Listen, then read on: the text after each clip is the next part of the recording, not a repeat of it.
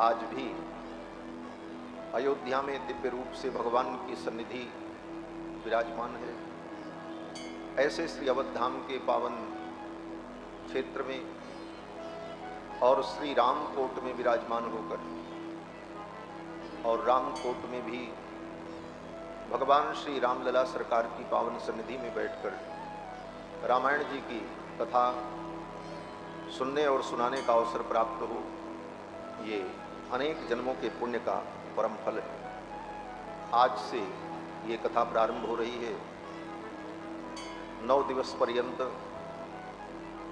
21 अगस्त तक श्री राम कथा महोत्सव रहेगा और इसी के अंतर्गत 19 तारीख से 7 दिनों तक भगवान का पवित्र उत्सव होगा और उसी पवित्र उत्सव के ही मध्य में भगवान का झूलन उत्सव भी होगा। अनेक उत्सवों का एक साथ संयोग इस बार हम सभी लोगों को प्राप्त हो रहा है। कथा महोत्सव, पवित्रोत्सव और झूलनोत्सव, इन सारे उत्सवों का हम सभी लोग आज से लेकर पूर्णिमा पर्यंत, रक्षाबंधन पर्यंत इन सारे उत्सवों का हम सभी लोग आनंद प्राप्त करेंगे। इस कथा के यजमान श्री ओम प्रकाश वर्मा जी फरीदाबाद, उनकी धर्मपत्नी श्रीमती उमा रानी, जिनका संकल्प था कि अयोध्या में हम राम कथा सुनेंगे। पिछली बार श्रावण के महीने में ही भागवत की कथा आपने सुनी थी यहीं रामलला सरकार के प्रांगण में, और इस बार श्री राम कथा सुनने का संकल्प किया। ऐसे परम भागवत श्री ओम प्रकाश वर्मा जी, श्रीमती उमा रानी, उनकी तीनों बेटियां जो फरीदाबाद से, जयपुर से पधारी हैं, उनके समस्त परिजन, पुरजन, बंधुजन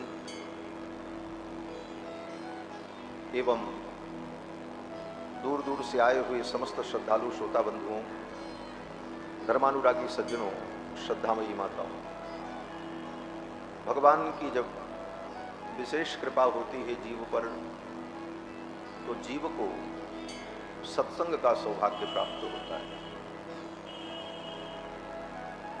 धन संपत्ति, पुत्र परिवार, ये तो प्रारब्ध के अनुसार, अपने कर्मों के अनुसार समयानुकूल व्यक्ति को प्राप्त होता रहता है, परंतु सत्संग की प्राप्ति भगवान की कृपा का परिणाम है।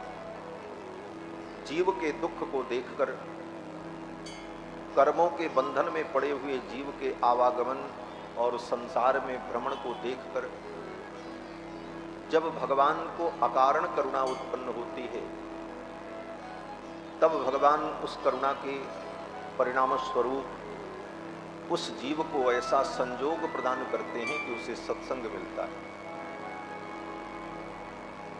एवं संसृति चक्रस्थे भ्राम्यमाणे स्वकर्म भी जीवे दुखाकुले विष्णोः कृपा काप्युपजायते। जीव को संसार में जन्म मरण के चक्कर में भ्रमण करते हुए देखकर भगवान को जब करुणा उत्पन्न होती है, तब भगवान कृपा करके ऐसा संयोग बनाते हैं कि उस जीव को सत्संग में जाने का अवसर मिलता है और सत्संग में आकर भगवान की महिमा को सुनकर, अपने स्वरूप को जानकर और कल्याण का मार्ग क्या है, श्रेय क्या है, इन विषयों को जीव जानकर तब भगवान के चरणों का अनुगामी बनता है। वस्तुतः मनुष्य जीवन को प्राप्त करके यही जानना जरूरी है। मनुष्य जीवन प्राप्त करके ये जानना जरूरी नहीं है कि चंद्रमा पर क्या है और समुद्र के अंदर क्या है, मंगल ग्रह पर क्या है। आज दुनिया का बौद्धिक समाज इन्हीं चीजों को पता लगाने में लगा। चंद्रमा पे क्या है, मंगल पे क्या है, समुद्र में क्या है, कहाँ तक पता लगाओ। ब्रह्मांड के अनेक अनेक ग्रहों पर क्या क्या स्थितियां हैं, उन सब का अगर तुम पता लगाना चाहो और तुम्हारे पास संसाधन भी हो जाएं, उतनी क्षमता भी हो जाए, फिर भी संपूर्ण ब्रह्मांड के रहस्य को तुम जान नहीं पाओगे। और अगर जान भी गए तो उसका परिणाम क्या होगा, ये भी विचार करो। क्या परिणाम?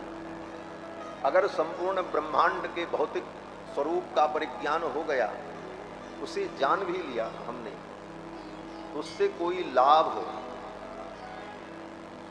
दिखाई नहीं पड़ता दूर दूर तक। और वह ज्ञान आप तक सीमित रहेगा। फिर कोई व्यक्ति संसार में पैदा हो और उसे लगे कि हम भी पता लगाएं, तो ऐसी ये परंपरा चलती भी रहे तो उसका कोई परिणाम नहीं होता, उसका कोई लाभ नहीं। वस्तुतः मनुष्य जीवन को प्राप्त करके ये जानना जरूरी है कि हम कौन हैं, हम क्यों हैं, हमारा अस्तित्व क्या है। इस धरती पर हम अपनी इच्छा से नहीं आए, हमको पता ही नहीं था हम कहाँ हैं, बाद में पता चला हम यहाँ हैं। और दुनिया से हजारों लाखों लोग मर मर करके कहाँ जाते हैं, मरने के बाद का जीवन क्या होता है, इन रहस्यों को जानना, इन सब के पीछे कौन सी शक्ति है, कौन सी चेतना है जो सब कुछ संचालित करती है, इन विषयों को जानना ही वस्तुतः ज्ञान है। और इसे जान लेने के बाद फिर कुछ जानने का विषय शेष नहीं रहेगा। इसी को वेदांत में बताया कि यस्तु विज्ञानवान भवति। कठोपनिषद में वेद भगवान कहते हैं कि यस्तु विज्ञानवान भवति सौ मनस्कः सदा शुचिः सच तत्पदमवाप्नोति यस्मात् भूयो न जायते।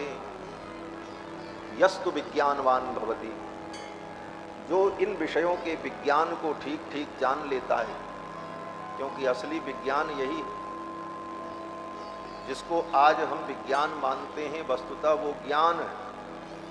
विज्ञान का मतलब जिस ज्ञान को जान लेने के बाद कुछ जानना शेष न बचे, उसको कहते हैं विज्ञान। इसलिए वेदों ने कहा यस्तु विज्ञानवान भवति सौ मनस्कः सदा शुचिः विराज।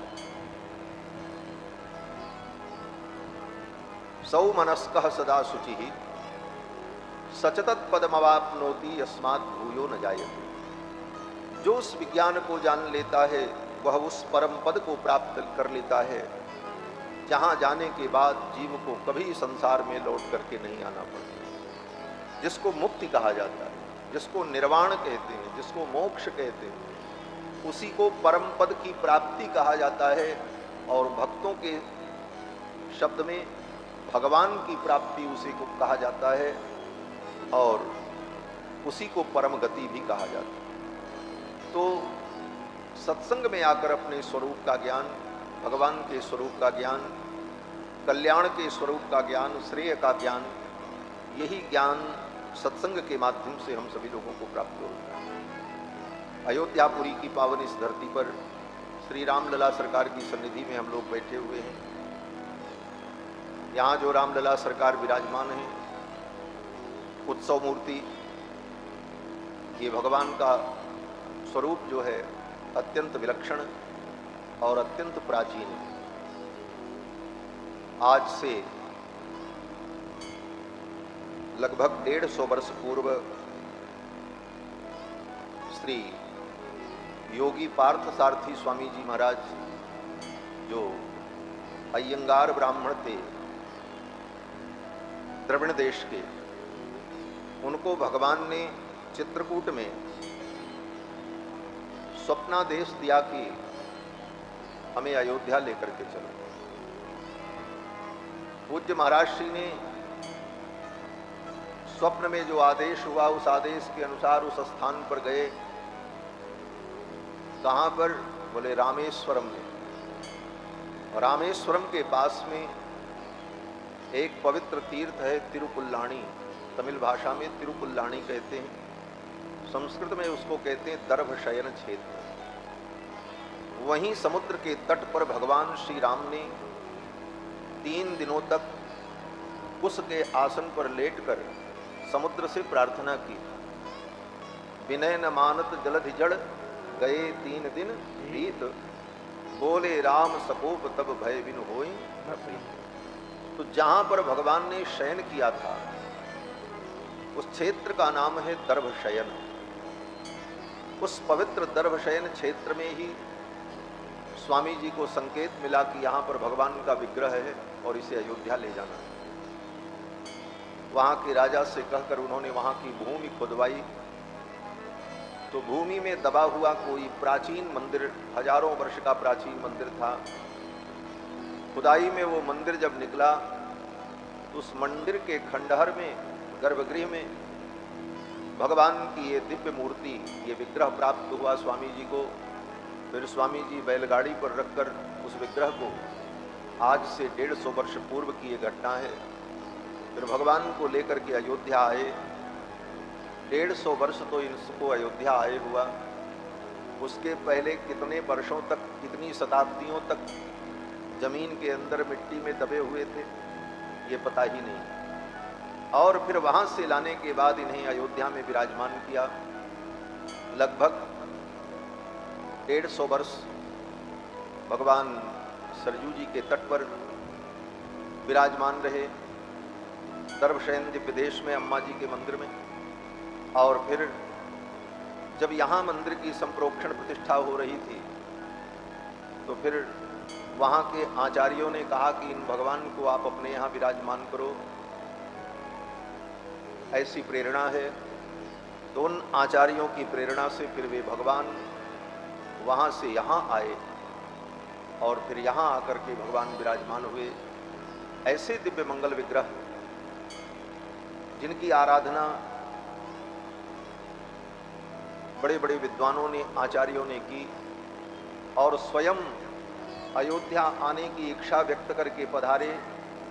ऐसे मंगल विग्रह साक्षात श्री रघुनंदन का ये दिव्य स्वरूप यहाँ पर विराजमान है, श्री रामलला सरकार, जिनका संपूर्ण उत्सव, संपूर्ण पूजा विधि नारद पांचरात्रागम की पद्धति से श्री वैष्णव परंपरा के अनुसार भगवान की आराधना होती है। और वर्ष के जितने उत्सव हैं भगवान के समय पर वो सारे उत्सव होते हैं। चैत्र रामनवमी के अवसर पर भगवान का 5 दिवसीय ब्रह्मोत्सव होता है। अभी श्रावण के महीने में पवित्रोत्सव होगा। ये पवित्रोत्सव क्या है, आपके लिए नया नाम सुनाई पड़ा होगा। पवित्रोत्सव का मतलब क्या है? पवित्रोत्सव का मतलब 1 वर्ष तक भगवान की जो पूजा होती है तो पूरे वर्ष भर में पूजा में अगर कोई कमी रह गई, कोई अपराध बन गया, अपचार हो गया भगवान का, तो उस अपराध और अपचार का प्रायश्चित कैसे हो, भगवान क्षमा कैसे करें, इसके लिए आगम शास्त्र में वर्णन है कि आषाढ़ मास से लेकर कार्तिक मास के बीच में, इन 4 महीनों के बीच में किसी अनुकूल तिथि में भगवान का पवित्र उत्सव करना चाहिए। पवित्र उत्सव में देवताओं की आराधना, होम, भगवान का अभिषेक, भगवान का अर्चन, ये सारे विधान होते हैं।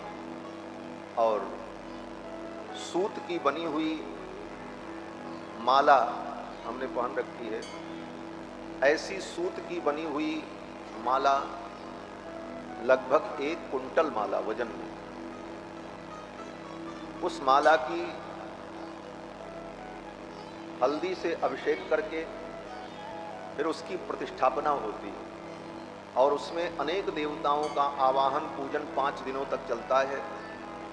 फिर भगवान की स्तुति करते हुए, तत्संबंधी अनेक प्रकार के मंत्रों का पाठ करते हुए उन मालाओं को भगवान को धारण कराया जाता है और वो मालाएं लक्ष्मी का स्वरूप, श्री जी का स्वरूप मानी जाती हैं। और जब वो माला भगवान धारण करते हैं तो भगवान का मुखोल्लास होता है, भगवान प्रसन्न हो जाते हैं और जो कुछ भूल चूक हुई भगवान उसे क्षमा कर देते हैं। इसका नाम है पवित्रोत्सव। इस माला का ही नाम पवित्रा है। तो इस पवित्र माला को भगवान को धारण करा करके भगवान का मुखोल्लास किया जाता है। इसका नाम पवित्रोत्सव है। तो यह पवित्रोत्सव भी 19 तारीख से प्रारंभ होगा और सप्तमी से लेकर द्वादशी पर्यंत 5 दिनों तक पवित्रोत्सव होगा। दक्षिण भारत से आचार्य लोग आएंगे, चारों वेद का पारायण होगा, प्रबंध पाठ होगा, भगवान को सब सुनाया जाएगा, जिससे भगवान का मुखोल्लास हो, भगवान की प्रसन्नता हो। तो ऐसे ही अनेक उत्सव भगवान के प्रतिवर्ष होते हैं। इसी में झूलनोत्सव भी होगा। भगवान झूला में विराजेंगे और झूला में झूलते हुए भक्तों को सन्निकट से दर्शन देंगे। इन उत्सवों का मुख्य प्रयोजन यही है। जो लोग मंदिर में तो आ सकते हैं लेकिन भगवान के बहुत सन्निकट जाकर के सूक्ष्म रूप से भगवान का दर्शन नहीं कर सकते, उसके लिए व्यवस्था ये है कि भगवान का जब उत्सव होगा, भगवान झूला में विराजेंगे, भगवान मंडप में विराजेंगे, भगवान मंदिर के बाहर अभिषेक के लिए आएंगे, तो भक्तों को बहुत ही सन्निकट से भगवान का दर्शन। इस दृष्टि से सारे उत्सव किए जाते हैं, चाहे शरद पूर्णिमा हो, चाहे झूलनोत्सव हो। और जब भगवान यहाँ आए हुए भक्तों को तो सन्निकट से दर्शन दे देते हैं, लेकिन जो अभागे प्राणी हैं, जो मंदिर तक ही नहीं आते, मंदिर जाने की उन्हें फुर्सत नहीं है, भगवान का दर्शन करने की भावना नहीं है, ऐसे प्राणियों को कैसे दर्शन मिले, उनका कल्याण कैसे हो? तो भगवान इतने कृपालु हैं। भगवान कहते हैं तुम अपने अभिमान के कारण, अहंकार के कारण, अज्ञान के कारण मेरे चरणों तक नहीं आए, दर्शन नहीं किया, तो चिंता मत करो, तुम्हारा कल्याण करने के लिए मैं ही आ रहा हूँ। और भगवान रथ में बैठ करके रथ यात्रा में जब निकलते हैं तो गली गली में घूम घूम करके भगवान भक्तों को दर्शन देते हैं। जो प्राणी दर्शन नहीं करना चाहता वह भी देखता है, जरा देख लें क्या है, ये बाजा क्या बज रहा है, इतनी भीड़ क्यों है। इस उत्सुकता के कारण भी लोग भगवान का दर्शन कर लेते हैं।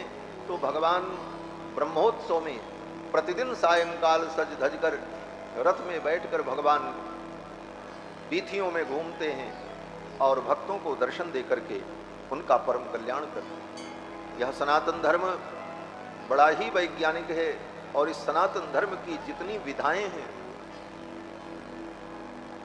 वो सब कहीं न कहीं प्राणियों के कल्याण के लिए और जीव को भगवान से जोड़ने के लिए हैं। ये जीव भगवान से जुड़े, ठाकुर जी से जुड़े। तो ये कथा भी इसीलिए, कथा के माध्यम से हम भगवान के स्वरूप को, भगवान के स्वभाव प्रभाव को, भगवान की महिमा को हम जानते हैं।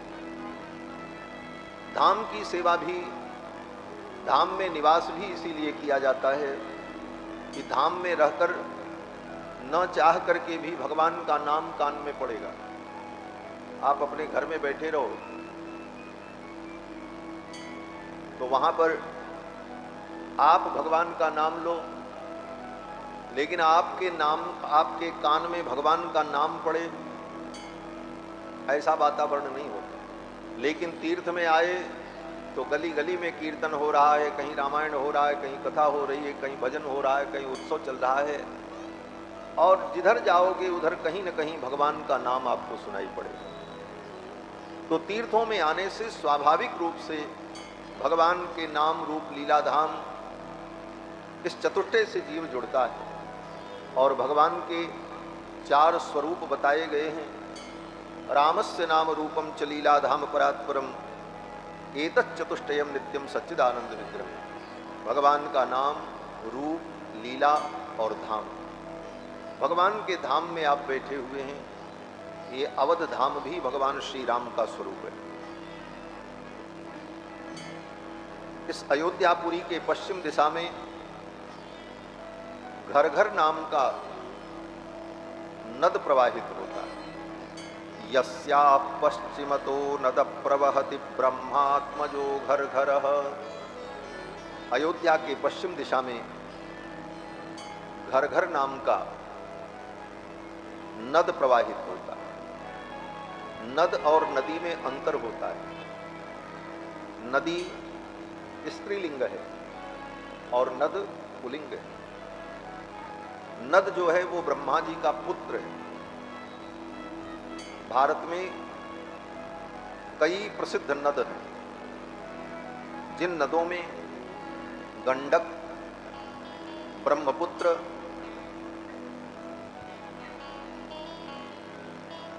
घर घर, दामोदर, सोनभद्र, ये सब नद हैं भारत में। तो अयोध्या में पश्चिम दिशा में घर घर नाम का नद प्रवाहित होता है। सामीप्यम न जहाति यत्र सरयू।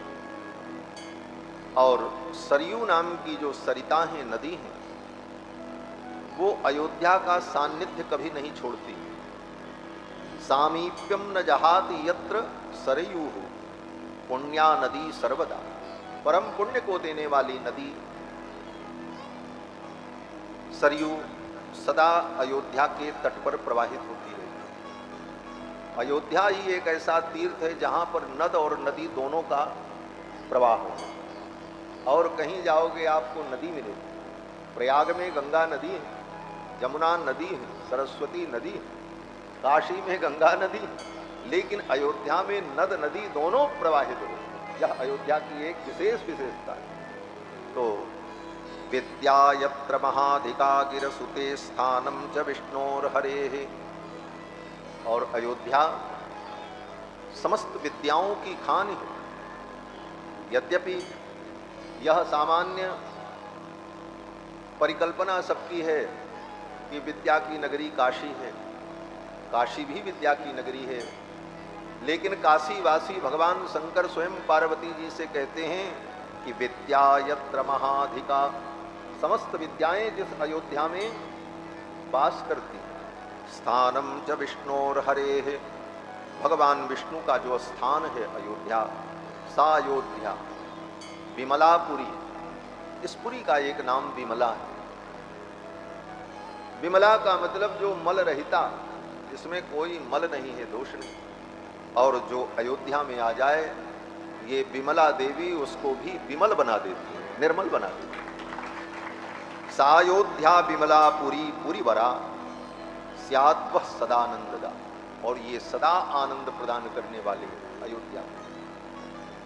नित नव मंगल कौशलपुरी। गोस्वामी जी महाराज कहते हैं अयोध्या में नित्य नवीन मंगल है। यह कौशलपुरी भगवान की पावन जन्मभूमि, जहाँ का कण कण भगवान के चरणों से संपृक्त होकर के परम पावन और दिव्य है। ऐसी अयोध्यापुरी में हम सभी लोग रामायण जी की पावन चर्चा का शुभारंभ कर रहे हैं। रामायण के विषय में बहुत परिचय देने की आवश्यकता नहीं है, आप सभी लोग जानते हैं। रामायण महर्षि वाल्मीकि की रचना है। ऐसे तो राम कथा विषयक कोई भी ग्रंथ हो उसको लोग रामायण कहते हैं। राम जी की कथा जिसमें हो उसको लोग कहते हैं रामायण।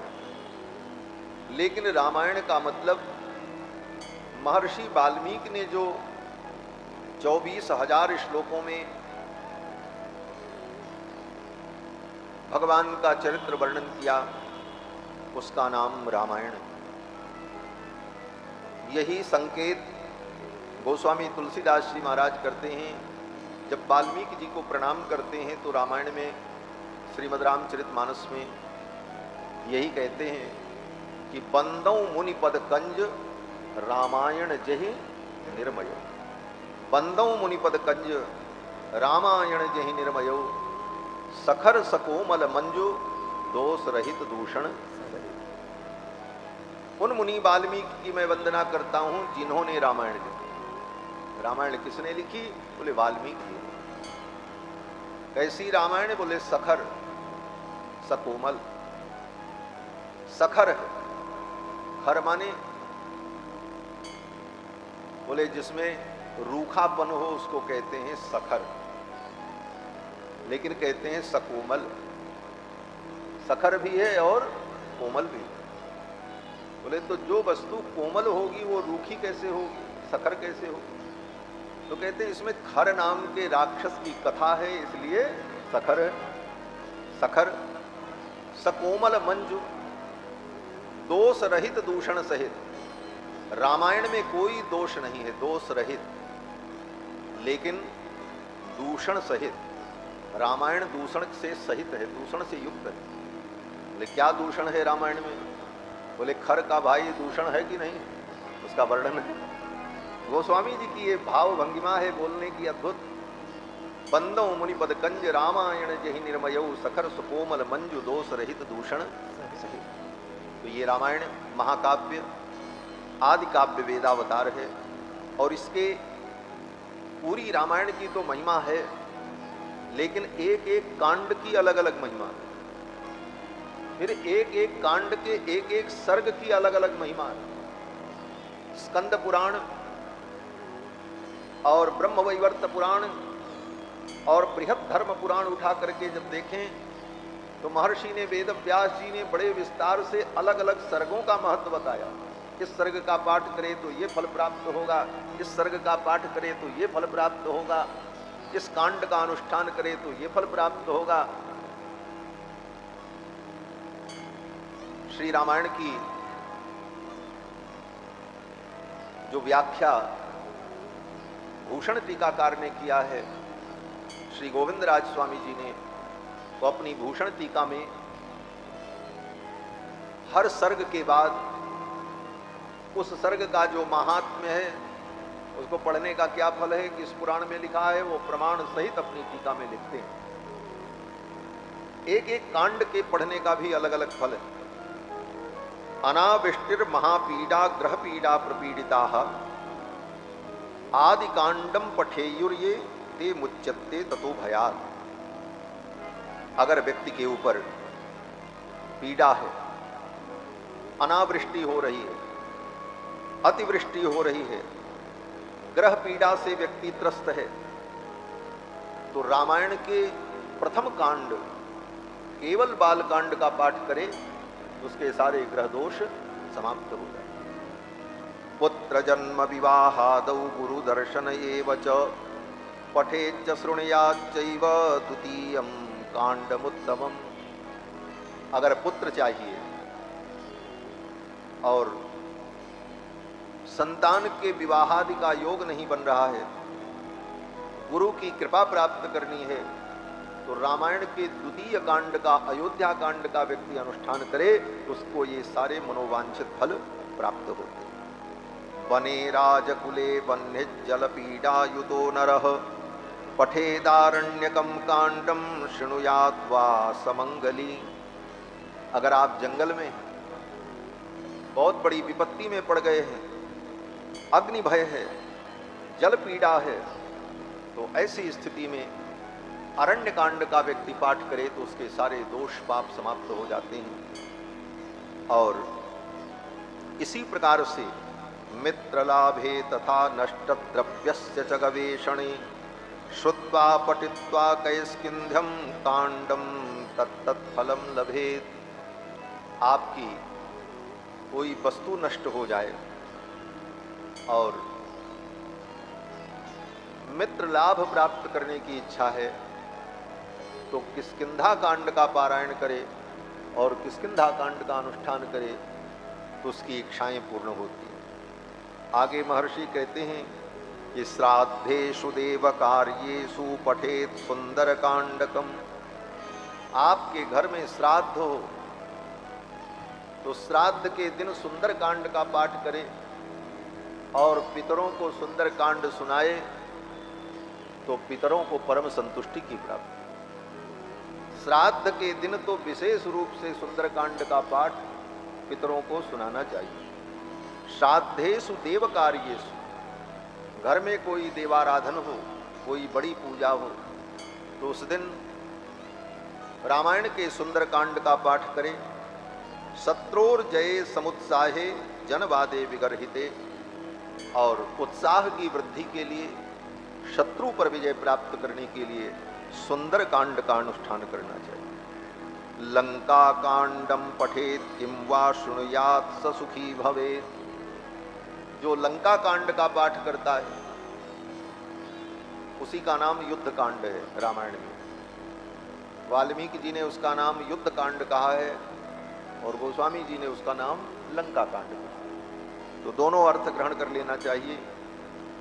अगर शत्रु पर विजय प्राप्त करनी है और जनापवाद से बचना है, जन में लोक में आपके विरुद्ध कोई अपवाद चल रहा है, आजकल तो खूब चलता है, थोड़ी सी बात हो जाए तो जो ट्रोल होगा कि क्या कहें महाराज सोशल मीडिया पर, इसी को जनापवाद कहते हैं। आजकल जनापवाद का ये रूप हो गया, चारों तरफ से गालियों की बौछार हो जाती है, आदमी परेशान हो जाता। कितने लोग तो डिप्रेशन में चले जाते हैं, अब क्या करें।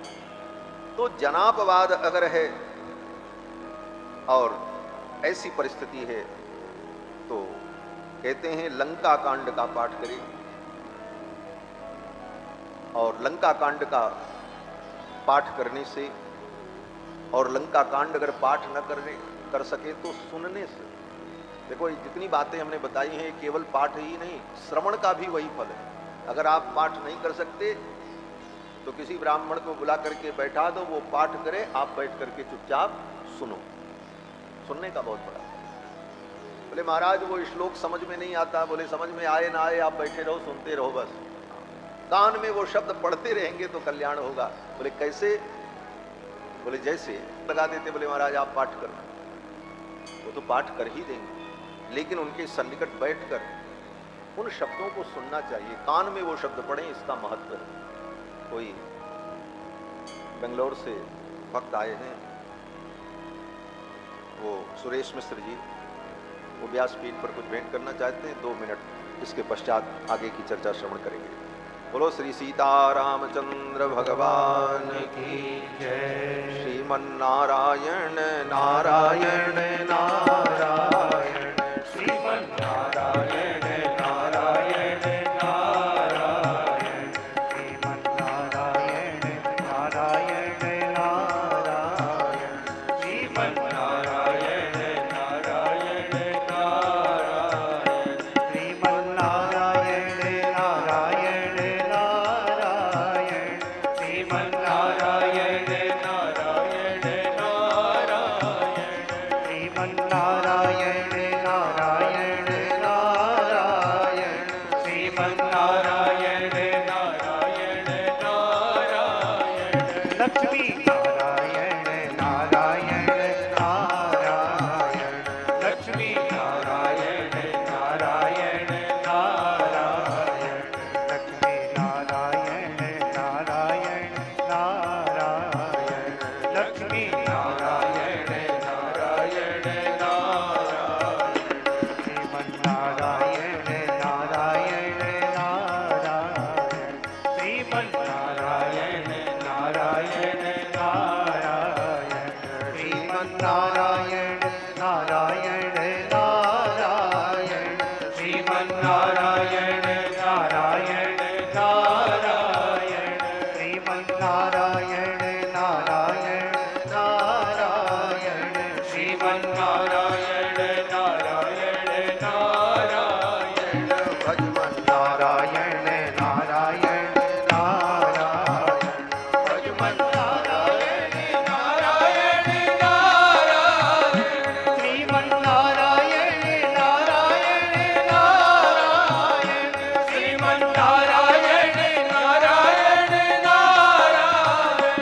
श्रीमन्नारायण नारायण नारायण, श्रीमन्नारायण नारायण नारायण, श्रीमन्नारायण नारायण नारायण, श्रीमन्नारायण नारायण नारायण।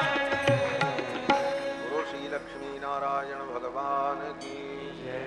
श्री सीतारामचंद्र भगवान की जय। जय जय सीताराम। जैसे औषधि के सेवन से रोग की निवृत्ति हो जाती है, भले उस औषधि के विषय में हमें ज्ञान न हो, परंतु सेवन मात्र से रोग की निवृत्ति, उद्देश्य की प्राप्ति हो जाती है। उसी प्रकार रामायण भागवत के जो दिव्य मंगलमय श्लोक हैं, महर्षि वाल्मीकि की रचना, वेद व्यास जी की रचना, वो पंक्तियां हमारे कान में पड़ें, भले उसका अर्थ हमें समझ में न आए, लेकिन उसके द्वारा हमारा परम कल्याण होगा। आगे कहते हैं कि यह पठे शृणुयाद्वापि कांडमभ्युदयोत्तरम, जो व्यक्ति उत्तर कांड को श्रवण करता है। अब उत्तर कांड का फल क्या है?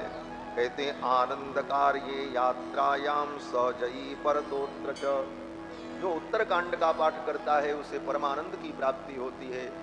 यात्रा में अगर वो जा रहा है तो उसकी यात्रा मंगलमयी होती है और वो विजय को प्राप्त करता है। अब ये सब फल तो जो बताया गया, ये संसार के अज्ञानी प्राणियों के लिए। अब असली बात बता, देखो, अज्ञानी प्राणियों को भगवान की ओर ले आने का ये प्रयत्न है, क्योंकि बिना स्वार्थ के संसार में किसी की प्रवृत्ति नहीं होती। प्रयोजन अनुद्देश्य न मंदोपि प्रवर्तते, अगर कोई प्रयोजन न हो तो मंद से मंद प्राणी, मूर्ख से मूर्ख प्राणी किसी कार्य में प्रवृत्त नहीं हो। किसी को कहो तुम ये माला लेकर के जपो, तो पहले पूछेगा क्या होगा, इसका फायदा क्या है। तो अज्ञानी प्राणी बिना फायदा के किसी कार्य में प्रवृत्त नहीं होता, और उनको कौन सा फायदा समझ में आता है? बोले सांसारिक फायदा ही उनको समझ में आता है, सांसारिक लाभ ही वो समझ पाते हैं। धन संपत्ति, पुत्र परिवार, नाम, इज्जत शोहरत, शत्रुओं का विनाश, हमारे मन की इच्छाएं पूरी हो जाएं, इन भौतिक चीजों को ही वो लाभ समझते हैं। तो ऋषि मुनि कहते हैं अगर इस लाभ की इच्छा है तब भी तुम आओ भगवान की शरण में, करो पाठ, मिलेगा, ये सब मिलेगा। लेकिन ये सब वस्तुतः अज्ञानी प्राणियों की प्रवृत्ति के लिए वो भी लाभ मिलता है, लेकिन इसका असली लाभ क्या है? असली लाभ ये है कि मोक्षार्थी लभते मोक्षम भक्त्यर्थी भक्ति में वच। अगर आप मोक्ष की इच्छा है आपके अंदर, तो ये रामायण आपको मोक्ष प्रदान करेगी। और मोक्ष की इच्छा अगर नहीं है, ले मोक्ष की इच्छा किसके अंदर नहीं होती? ले जो भगवान की सगुण उपासना करते हैं वो मोक्ष की कामना नहीं करते। सगुणोपासक मोक्ष न लेहि तिनकह राम भगति निज। जो सगुणोपासक हैं वो मोक्ष नहीं मांगते, वो तो कहते हैं महाराज जन्म जन्म रति राम पद यह वरदान, आपके चरणों की रति मिले। तो श्री वेदव्यास जी कहते हैं कि मोक्षार्थी लभते मोक्षम भक्त्यर्थी भक्ति में वच, और जो भक्ति की कामना रखता है उसे भगवान की भक्ति मिलेगी। तो रामायण सुनने पढ़ने का परम फल यही है कि मोक्ष की प्राप्ति और भगवान के चरणों की भक्ति की प्राप्ति। बाकी जो प्राप्ति पहले बताई सांसारिक फल, कहते हैं वो भी मिलेगा, लेकिन असली फल इसी को समझो, असली फल इसको समझो, मोक्ष को और भक्ति को। लेकिन ये समझ तब आएगी जब धीरे धीरे, तो माँ ने उसको गिलोय पीस करके पिलाने का प्रयत्न किया, बोले गिलोय पी लो, तुम्हारा बुखार ठीक हो जाएगा। अब गिलोय इतना तीखा है कि बच्चा पीने को तैयार नहीं।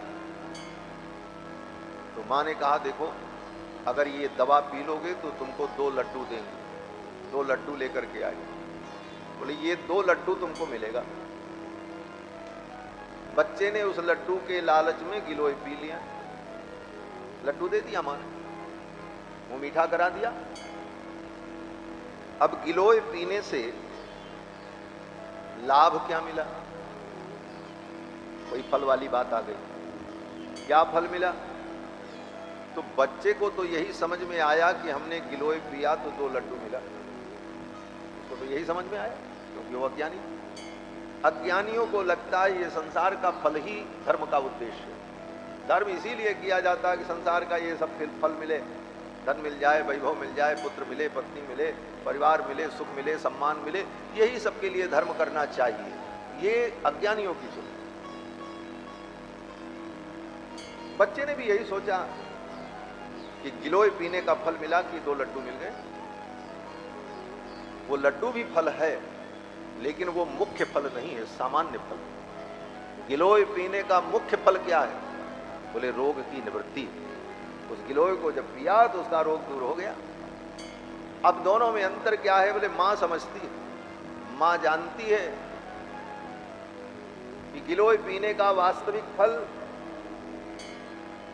रोग की निवृत्ति है, और जो लड्डू प्राप्त हुआ बोले वो सामान्य फल है। वो फल तो दूसरे साधन से भी मिल सकता है। बच्चा गिलोय पिए चाहे न पिए, अपने माँ से मांगेगा तो माँ 2 लड्डू दे ही देगी। वो फल तो दूसरे प्रकार से भी प्राप्त हो सकता है, लेकिन वस्तुतः गिलोय पीने का फल क्या मिला? रोग की निवृत्ति और दुख की निवृत्ति। उसी प्रकार भगवान की भक्ति, धर्म का पालन, धर्म का अनुष्ठान, इसका परम फल यह है कि हमारे अज्ञान की निवृत्ति हो जाए, हम माया के बंधन से मुक्त हो जाएं, भगवान के चरणारविंद को प्राप्त कर लें, हमारा परम कल्याण हो। ये धर्म का परम उद्देश्य है। रामायण महाकाव्य ऐसा अद्भुत ग्रंथ है, आदि काव्य, जिसमें भक्ति और प्रपत्ति के संपूर्ण सिद्धांत का महर्षि वाल्मीकि ने वर्णन किया है। 5 अध्याय में श्रीमद् वाल्मीकि रामायण के महात्म्य का वर्णन किया है श्री वेदव्यास जी ने, और इस महात्म्य में ऋषियों का सूत जी से जो संवाद होता है, उस संवाद के माध्यम से रामायण के महात्म्य का वर्णन किया है। अब मूल महात्म्य तो इतना ही है कि भगवान की इस कथा को जो सुनता है उसका मन पवित्र हो जाता है। मनः शुद्धि विहीना नाम निष्कृतिश्च कथम भवेत्। जिसका मन शुद्ध नहीं हुआ उसकी निष्कृति कैसे होगी, उसका कल्याण कैसे होगा? तो वेद व्यास जी कहते हैं रामायण की कथा सुनने से मन पवित्र हो जाता है और उसे निष्कृति की प्राप्ति होती है।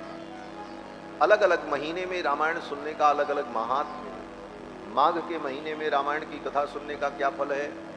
कार्तिक के महीने में रामायण की कथा सुनने का क्या फल है? चैत्र के महीने में राम कथा सुनने का क्या फल है, रामायण सुनने का?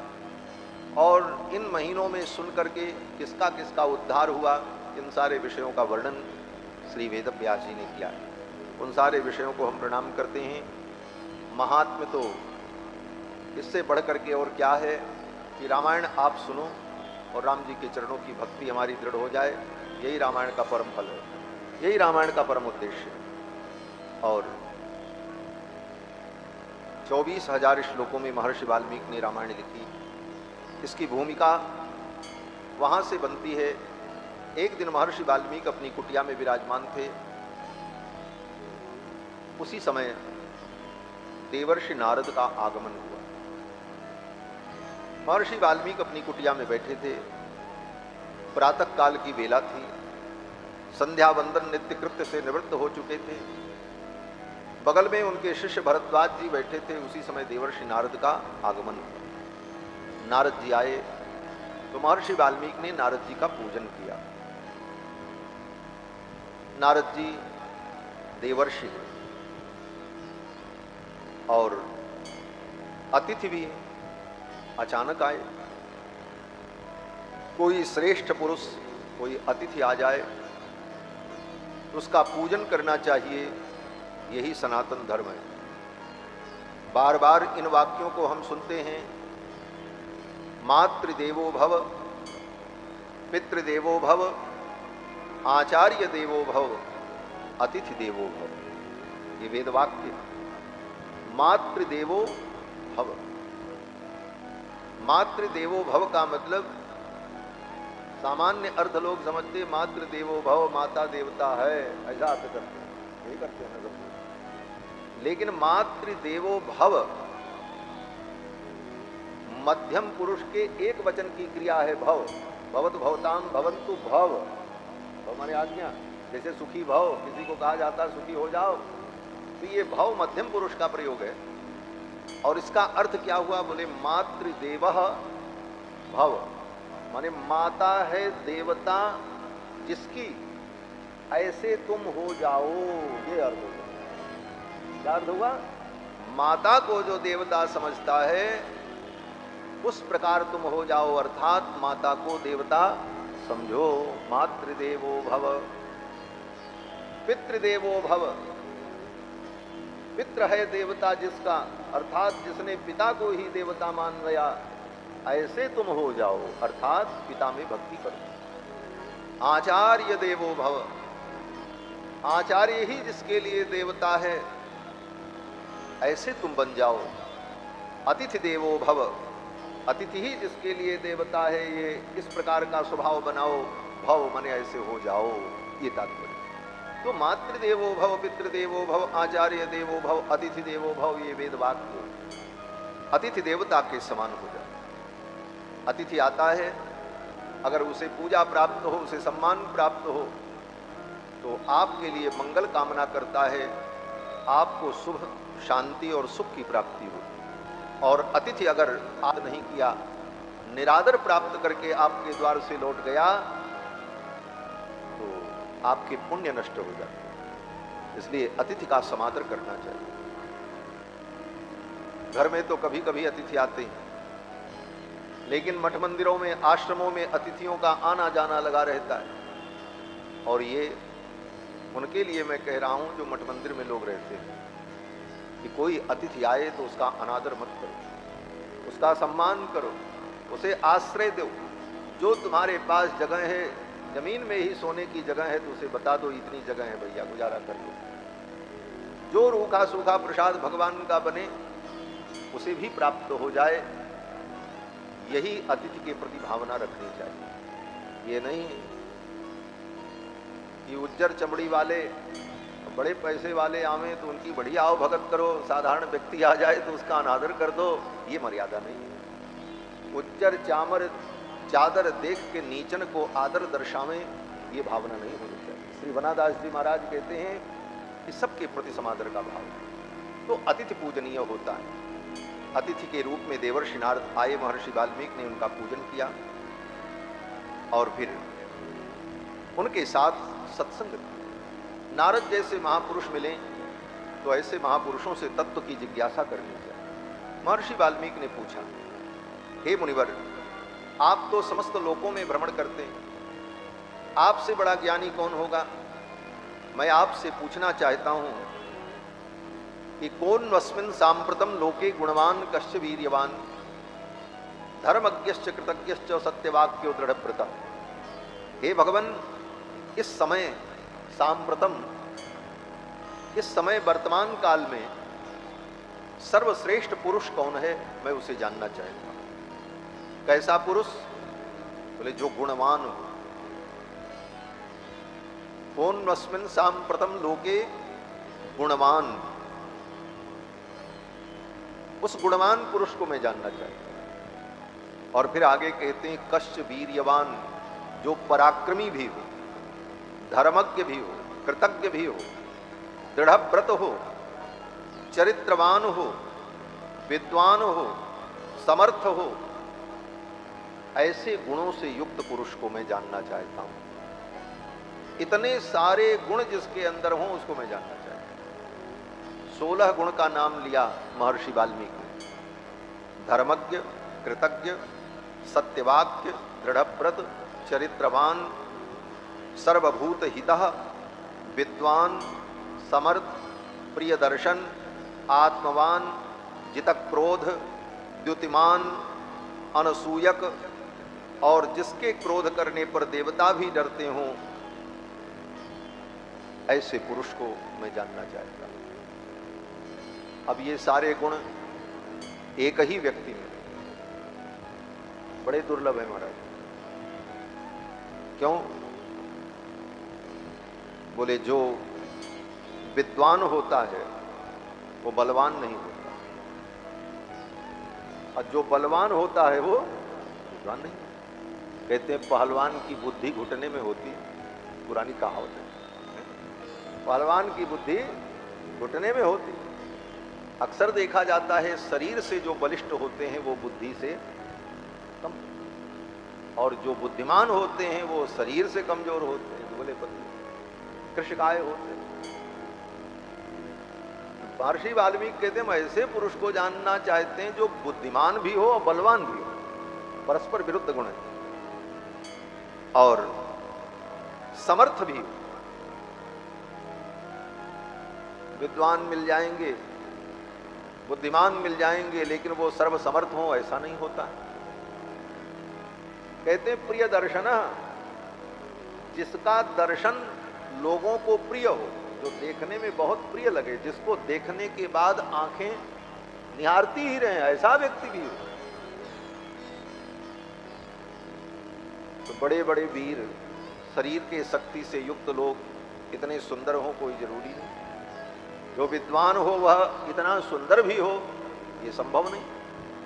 कहते हैं ये सारे गुण जिसके अंदर हो उस पुरुष को मैं जानना चाहता, जिसके क्रोध करने पर देवता भी डर जाए। कस्य बिभ्यति देवाश्च जात रोषस्य संजुगे, जिसके क्रोध करने पर देवता भी भयभीत हों, ऐसे पुरुष को हम जानना चाहते। नारद जी ने कहा मुनिवर ये तो बड़े दुर्लभ गुण हैं। जो हम दुर्लभता आपको बता रहे हैं यही नारद जी ने भी कहा कि बहवो दुर्लभाश्चैव ये त्वया कीर्तिता गुणाः। जिन गुणों का नाम आपने लिया ये बड़े दुर्लभ गुण हैं, और एक ही व्यक्ति में ये सारे गुण हों तो बड़ा कठिन है। महर्षि वाल्मीकि ने कहा महर्षे तुम समर्थोसी, आप समर्थ हैं ऐसे व्यक्ति के विषय में बताने में। मैं जानता हूं आपके अंदर वो सामर्थ्य है, आप ही इस प्रश्न का उत्तर दे सकते हैं। इस प्रश्न का उत्तर देने का सामर्थ्य सबके अंदर नहीं है।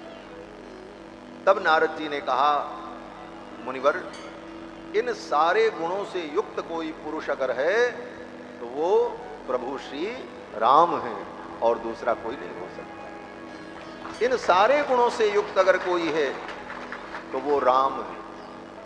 कौन राम? बोले जो आपके पड़ोस में रहते हैं, आपके रिश्तेदार भी लगते हैं। कहते ना ना, ऐसे तो कितने ही राम नाम से दुनिया में लोग घूम रहे हैं। कहते तब बोले इक्ष्वाकु वंश प्रभवो रामो नाम जनई श्रुतः, जो इक्ष्वाकु के वंश में उत्पन्न हुए और रामो नाम जनई श्रुतः, जिनका नाम राम नाम जन जन की जिह्वा पर रहता है, जन जन जिनके नाम का उच्चारण करते रहते हैं, वो राम जो इक्ष्वाकु के वंश में उत्पन्न हुए। और ये कहते हुए नारद जी ने भगवान के 68 गुणों का वर्णन किया। वाल्मीकि जी ने तो केवल 16 गुण का नाम लिया, लेकिन नारद जी जब बताने लगे तो भगवान के 68 गुणों का वर्णन किया। कौन कौन गुण? बोले नियतात्मा महावीर्यो द्युतिमान धृतिमान वसी, बुद्धिमान नीतिमान वाग्मी, श्रीमान शत्रुनिवर्हणः, विपुलांशो महाबाहु कंबुग्रीवो महाहनु, महोरस्को महेश्वासो गूढ़जत्रुररिंदमः, आजान बाहु सुशिरा सुललाटः सुविक्रमः समः समः विभक्तांग। ये सारे गुण भगवान के 68 गुणों का वर्णन देवर्षि नारद ने सुनाया। पहले भगवान के इन 68 गुणों का वर्णन किया और फिर नारद जी कहते हैं इन सारे गुणों से युक्त पुरुष रघुनंदन राम, जो दशरथ नंदन है और इस समय अयोध्या के सिंहासन पर विराजमान होकर अपनी प्रजा का पालन कर रहे हैं। क्योंकि वाल्मीकि जी ने पूछा था इस समय ऐसा पुरुष कौन है, उसको मैं जानना चाहिए। इस रामायण की रचना उस काल में हुई जब राम जी अयोध्या के सिंहासन पर विराजमान होकर के प्रजा का पालन कर रहे हैं। और जितनी रामायण दुनिया में है वो सब रामायण राम जी के अवतार के हजारों लाखों वर्षों बाद लिखी गई। कवियों ने लिखा अपने अपने भाव से, लेकिन रामायण भगवान श्री राम अयोध्या के सिंहासन पर विराजमान थे। उस समय महर्षि वाल्मीकि ने ये जिज्ञासा नारद जी से की और फिर रामायण का शुभारंभ हुआ। देवर्षि नारद राम जी की महिमा का वर्णन करते हुए कहते हैं कि उनकी जो भार्या हैं, रामस्य दयिता भार्या, राम जी की जो अत्यंत प्रिय भार्या हैं, नित्यम प्राण समाहिता, जो उनके प्राण के समान है, नित्यम प्राण समा, और हिता। सीता जी कौन है? बोले हिता। हिता माने जो हित करती, जीवों का हित करने वाली और भगवान का भी हित करने वाली, भगवान को भी अपने वश में कर लेती हैं और जीवों को भी अपने वश में कर लेती हैं। किस लिए? बोले भगवान का हित करने के लिए और जीवों का हित करने के लिए। और किशोरी जी जब जीवों को अपने वश में कर लेती हैं तो कोई व्यक्ति आपके वश में हो जाए तो आप उससे जो कहोगे वो करेगा। तो किशोरी जी भी जीवों को अपने वश में कर लेती, फिर कहती हैं अब मैं जो कहती हूं वो करो। बोले क्या करें? बोले ये सब गलत काम छोड़ करके प्रभु की शरणागति करो, इनकी शरण में आ जाओ। तो अपने वश में करने के बाद जीव को भगवान की शरण में लगा देती हैं और भगवान को अपने वश में करके भगवान से कहती हैं। अब भगवान भी जब किशोरी जी के वश में रहते हैं तो किशोरी जी जो कहती हैं वो भगवान करते हैं। किशोरी जी भगवान से कहती हैं अब इसको स्वीकार कर लो, ये आपकी शरण में आया है, इसे स्वीकार कर लो। भगवान कहते हैं अरे ये तो बड़ा भारी पापी है, इसको हम क्षमा उमा नहीं करेंगे। सहस्रेणोपचारेण न क्षमामि वसुंधरे, हे देवी ये 1000 उपचार से हमारी पूजा करे, षोडशोपचार तो छोड़ दो, 1000 उपचार से भी हमारी पूजा करे तो हम इसको क्षमा करने वाले नहीं। ये भगवान की कठोरता। तो अपने वश में करके भगवान से किशोरी जी कहती ये बताओ, ठीक है आप क्षमा नहीं करोगे तो ये क्षमा गुण जो आपका है ये किस दिन काम आएगा? इसकी उपयोगिता क्या? आपकी करुणा, आपकी क्षमा, ये जो दिव्य गुण आपके हैं इसका क्या उपयोग है? इसका उपयोग आप कब करोगे? जब कोई अपराधी होगा और उसे आप क्षमा करोगे तभी तो क्षमा गुण की सार्थकता है। आपके ये गुण व्यर्थ हो जाएंगे और परमात्मा के गुण व्यर्थ हो जाएं या तो सैद्धांतिक प्रश्न खड़ा हो जाएगा। परमात्मा के गुण कभी व्यर्थ नहीं होते, तो आपके ये करुणा और कृपा गुण व्यर्थ हो जाएंगे, इनका कोई उपयोग नहीं होगा। तो भगवान कहते फिर मैं क्या करूं? किशोरी जी कहते क्षमा करो, और क्या करना, क्षमा करो, इसे स्वीकार करो आप। तो भगवान को भी अपने वश में करके भगवान से जीव को क्षमा दिला देती हैं और जीव को अपने वश में करके भगवान की शरण में पहुंचा देती हैं। इस प्रकार से किशोरी जी जीव का भी हित करती हैं और भगवान का भी हित करती हैं। जीव का हित क्या हुआ? बोले जीव का हित ये हुआ कि जीव भगवान से विमुख होकर के भटक रहा था। भगवान की शरण में आने पर ही जीव का हित है, कल्याण है।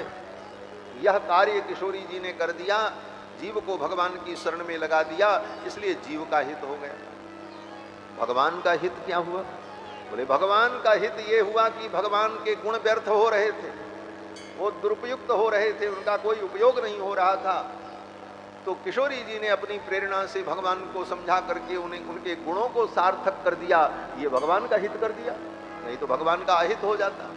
आने वाली पीढ़ियां कहती भगवान के जो गुण हैं ये किसी काम के नहीं, न दया का कोई मतलब है न करुणा का मतलब है।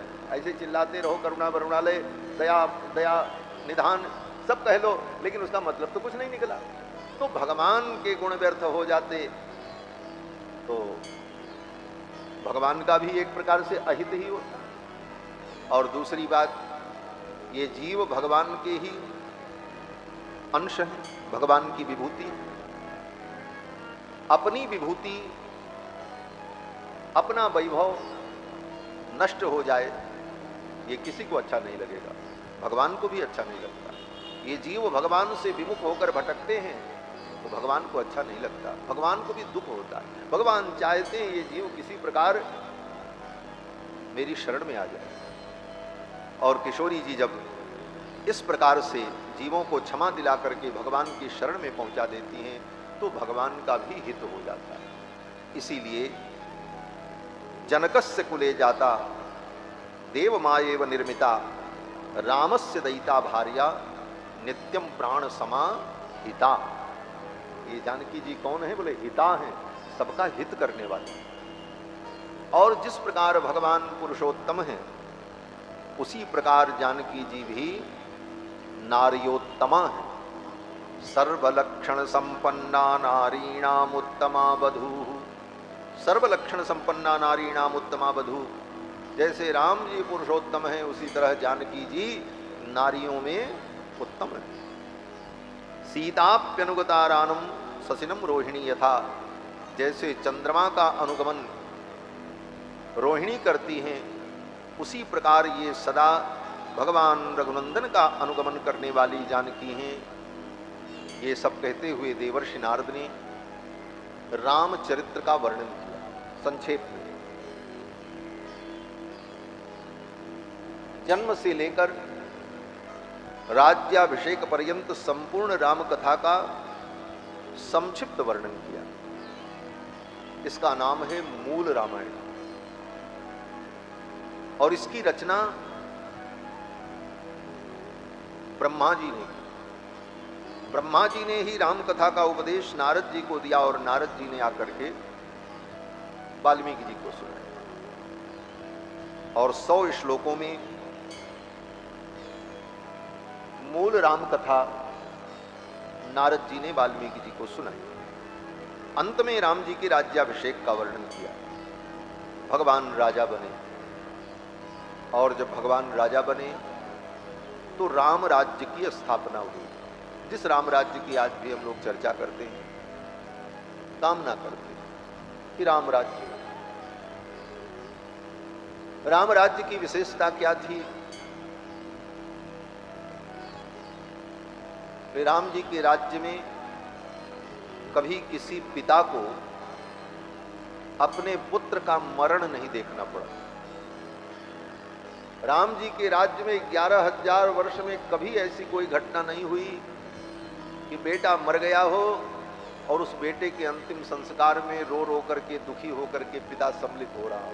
ना, राम जी के राज्य में न पुत्र मरणम केचित द्रक्ष्यन्ति पुरुषा क्वचित। राम जी के राज्य में किसी पिता को अपने पुत्र के मरण का दुख नहीं है। नार्यश्चा विधवा नित्यम। राम जी के राज्य में 11,000 वर्ष तक कोई स्त्री विधवा नहीं है। राम जी के राज्य के पहले राम जी की माताएं विधवा हो गईं। महारानी कैकेयी, कौशल्या, सुमित्रा, दशरथ जी का मरण। राम जी के राज्य के पहले पुत्र के शोक में पिता को मरना पड़ा। दशरथ जी का मरण तो पुत्र शोक में ही हुआ। हा रघुनंदन प्राण प्रीते तुम बिन जियत बहुत दिन बीते। ये कहकर रो रो करके महाराज ने अपने प्राण का त्याग कर दिया। माताएं वैधव्य को प्राप्त हो गई। लेकिन ये सब तब हुआ जब राम जी का राज्य नहीं था। राम जी जब राजा बने तो फिर किसी पिता को अपने पुत्र के मरण का दुख नहीं हुआ और न कोई स्त्री कभी विधवा हुई।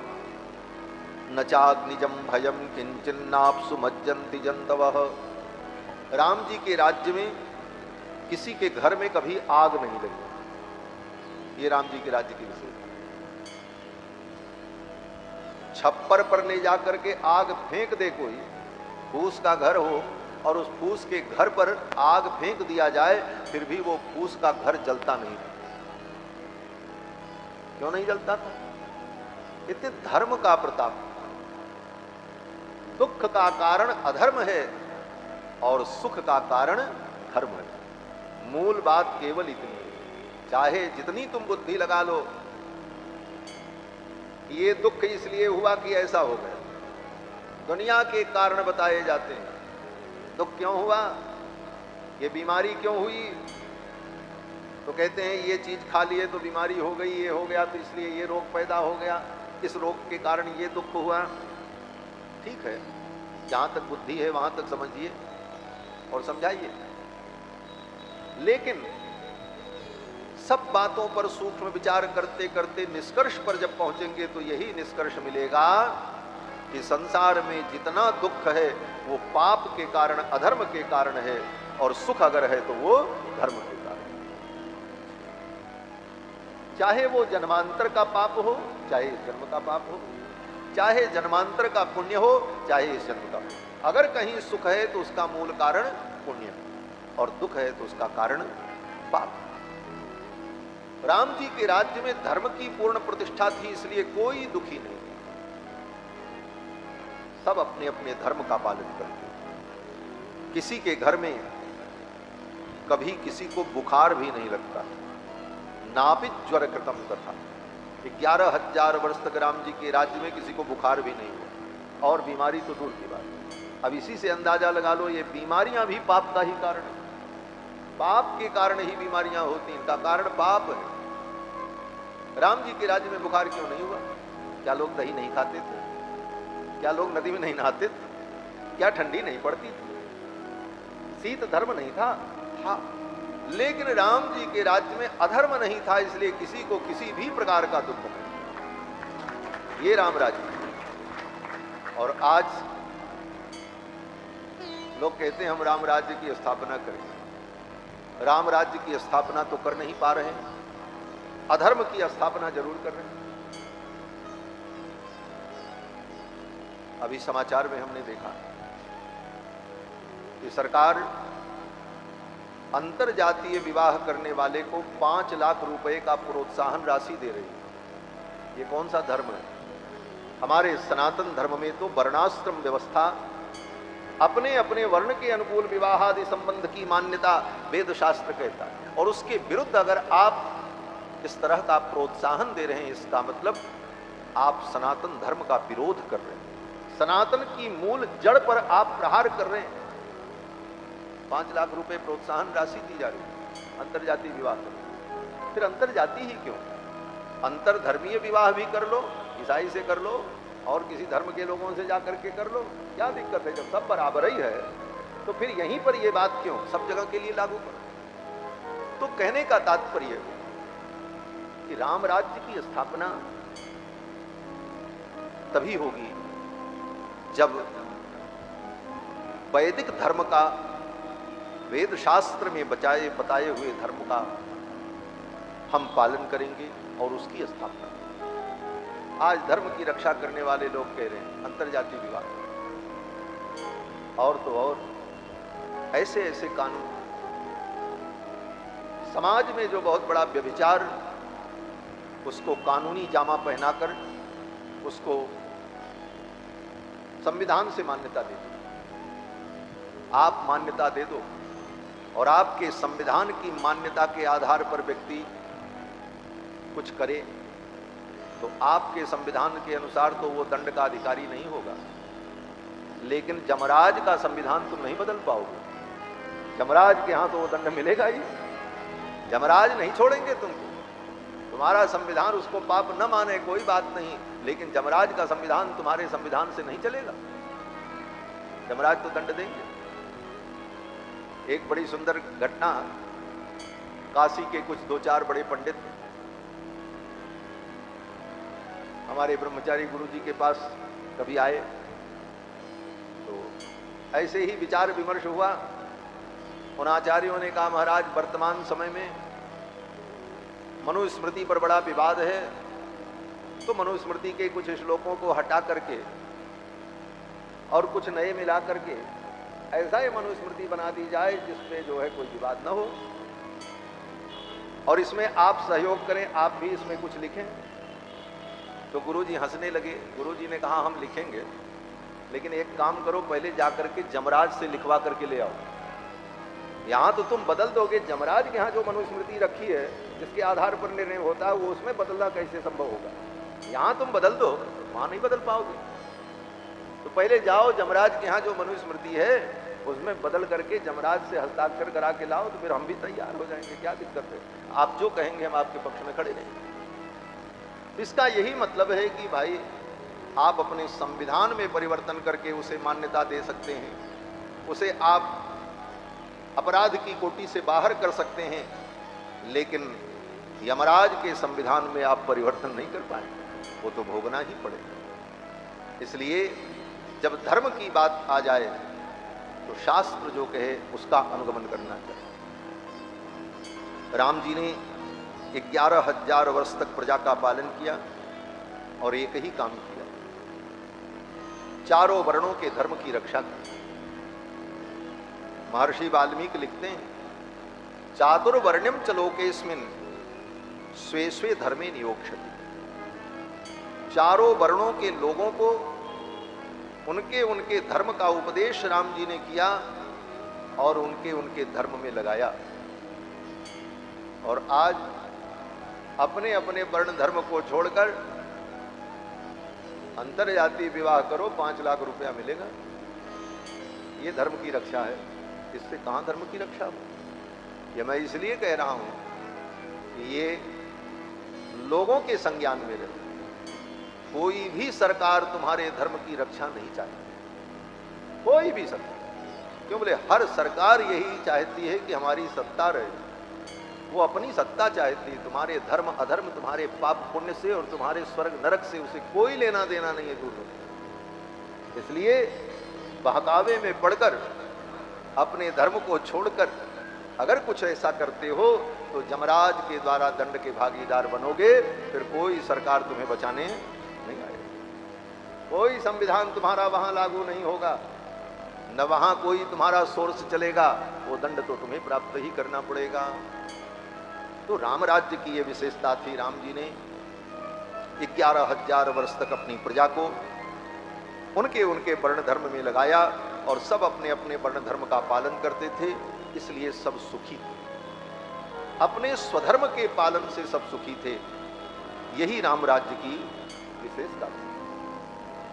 इस कथा को, इस मूल रामायण को जो पढ़ता है वो सुख समृद्धि को प्राप्त करता है। 100 श्लोकों में देवर्षि नारद ने ये कथा वाल्मीकि जी को सुनाई। नारद जी जब चले गए तो वाल्मीकि जी अपने शिष्य भरद्वाज जी को लेकर तमसा नदी के तट पर स्नान करने के लिए गए।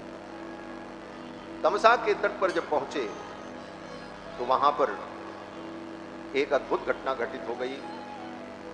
एक शिकारी, पक्षियों का शिकार करने वाला बधिक शिकार की तलाश में घूम रहा था और वहीं पर क्रौंच पक्षी का एक जोड़ा विचरण कर रहा था। उस शिकारी ने उस क्रौंच पक्षी के जोड़े में जो नर था उसको मार दिया। मादा तड़प तड़प करके रोने लगी। वो क्रौंच पक्षी जो था नर, वो तो मर गया। इस दृश्य को देखकर महर्षि वाल्मीकि को क्रोध आया और महर्षि वाल्मीकि ने उस निषाद को, बधिक को शाप दिया। महर्षि वाल्मीकि ने कहा कि मां निषाद प्रतिष्ठां त्वं अगमः शाश्वती समाह यत् क्रौंच मिथुनादेकम् अवधि काम मोहितम्। अरे क्रूर, तूने इस निरीह पक्षी को मारा। जाओ, मैं तुम्हें शाप देता हूं, तुम्हें कभी शांति नहीं मिलेगी, कभी तुम प्रतिष्ठा को प्राप्त नहीं कर पाओगे। ये कह करके महर्षि वाल्मीकि ने उस निषाद को, उस बधिक को शाप दिया। और ये शाप श्लोकबद्ध था, गद्य में नहीं था। आप जब नाराज होते हैं, क्रोध करते हैं, उस समय आपके मुख से कविता नहीं निकल सकती। आप कितने भी बड़े कवि क्यों न हो, आशु कवि हो।